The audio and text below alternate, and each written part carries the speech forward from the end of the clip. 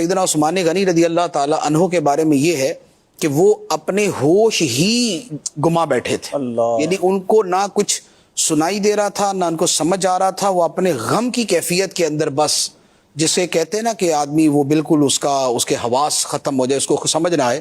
حتیٰ کہ بعد نے ان کو سلام کیا، بلکہ اس وقت نہیں، اس کے بعد کئی دنوں تک یہ کیفیت رہی کہ بعض صحابہ کرام ان کے پاس سے گزرے، سلام کیا تو انہوں نے جواب ہی نہیں دیا. تو صحابہ کرام نے ان سے شکوہ کیا کہ جی آپ نے یہ کیا کیا، ہم آپ کو سلام کرتے، آپ جواب ہی نہیں دیتے. فرمایا میں نے تو سنا ہی نہیں. تو وہ اپنے اس غم کی کیفیت میں تھے. سیدنا عمر فاروق رضی اللہ تعالیٰ عنہ کا معاملہ یہ تھا کہ جب ان کے سامنے کسی نے کہا تو انہوں نے تلوار نکال لی اور فرمایا کہ جس نے یہ کہا کہ نبی پاک صلی اللہ تعالیٰ علیہ وسلم کا انتقال ہو گیا، میں اس کی گردن اڑا دوں گا. نبی پاک علیہ الصلوۃ والسلام کا انتقال نہیں ہوا جب تک آپ بلکہ صرف اللہ سے ملاقات کے لیے گئے تو آپ نے واپس آنا ہے. جیسے موسیٰ علیہ الصلوۃ والسلام اللہ تعالیٰ سے مناجات کے لیے گئے تھے، تو نبی پاک علیہ الصلوۃ والسلام اس طرح اللہ تعالیٰ کے پاس گئے ہیں. اور آپ تب تک دنیا سے تشریف نہیں لے جائیں گے جب تک سارے کے سارے منافقین کا خاتمہ نہیں کر دیں گے. تو وہ اس کیفیت میں تھے. صدیق اکبر رضی اللہ تعالیٰ عنہ جو ہے، آپ کسی اور جگہ تھے، مدینہ منورہ کے قریب ہی ایک جگہ تھی، تو وہاں اور آپ گئے بھی نبی پاک علیہ الصلوۃ والسلام سے اجازت لے کے تھے. تو جب آپ کو وہاں اطلاع ملی تو آپ فوراً آئے اور آ کے سب سے پہلے تو سرکار علیہ الصلوۃ والسلام کی وہاں پر آپ کے جسم اطہر کے پاس حاضر ہوئے، آپ کے پیشانی مبارک کو بوسہ دیا اور عرض کی یا رسول اللہ میرے ماں باپ آپ پہ قربان ہو، میری جان آپ پہ قربان ہو. اللہ تعالیٰ آپ پہ دو موتیں جمع نہیں کرے گا، یہ ایک آ گئی، اب دوسری موت آپ پہ نہیں آئے گی. اور وہ جو انبیاء کو تو اجل آنی ہے لیکن اتنی کہ فقط آنی ہے، ایک آن کے لیے ہے.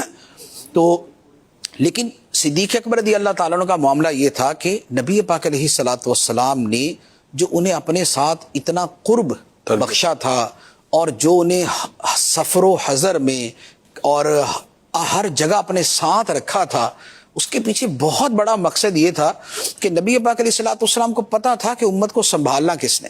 اس لیے علماء کرام نے حضرت عبداللہ بن مسعود رضی اللہ تعالیٰ نے فرمایا کہ صدیق اکبر رضی اللہ تعالیٰ عنہ نے وہ کام کیا جو اللہ تعالیٰ اپنے نبیوں سے لیا کرتا تھا، کہ اللہ کے نبی امت کو سنبھالا کرتے تھے.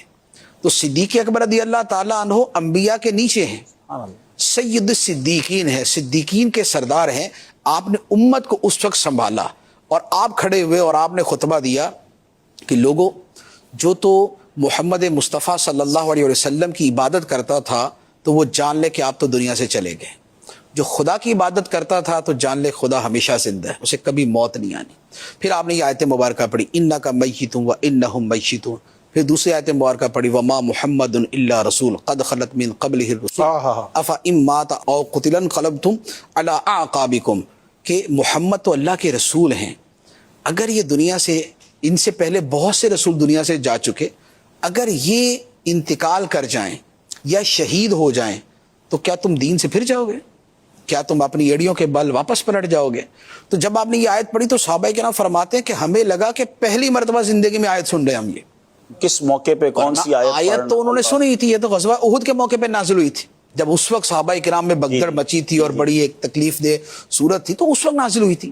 لیکن صحابہ کرام فرماتے ہیں کہ اس سے ہٹ کر تو تصور میں نہیں آتا تھا کہ سرکار دو عالم صلی اللہ تعالیٰ علیہ وسلم دنیا سے تشریف لے جائیں گے. تو فرماتے ہیں کہ ہمیں لگا کہ جیسے آج اتری ہے اور آج ہم پہلی مرتبہ سن رہے ہیں. تو یوں پھر صحابہ کرام کی جو اس وقت کی کیفیت تھی اس کو سنبھالا دیا گیا.